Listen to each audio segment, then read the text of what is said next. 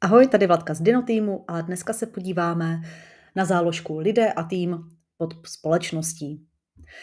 V Lidé a týmu vlastně spravujete svůj celý tým, kdo tam s vámi pracuje a jak. To znamená, přidáváte tady v tuhle chvíli 2 role, buď jako správce nebo jako schvalovatel. Přidáte nové členy do týmu tady v téhle sekci, tady normálně prostě přidáte e-mail. Pokud chcete přidat víc e-mailů, tak je jednoduše oddělíte čárkou a můžete jich sem nahrát několik.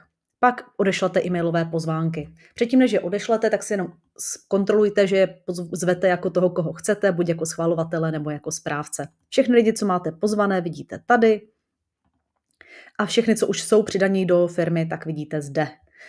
Jaký je rozdíl mezi schvalovatelem a správcem? V tuhle chvíli správce má veškerá oprávnění, to znamená, můžou měnit obsah, přidávat obsah, vidí všechny členy týmu a schvalovatel to je spíš taková role pro manažery nebo pro klienty, kdy nevidí ani tady tuhle stránku Lidé a tým, nevidí informace o lidech, co pracují na jejich projektech, ale můžou schvalovat, můžou přidávat komentáře a můžou říkat, že ten obsah je v pořádku.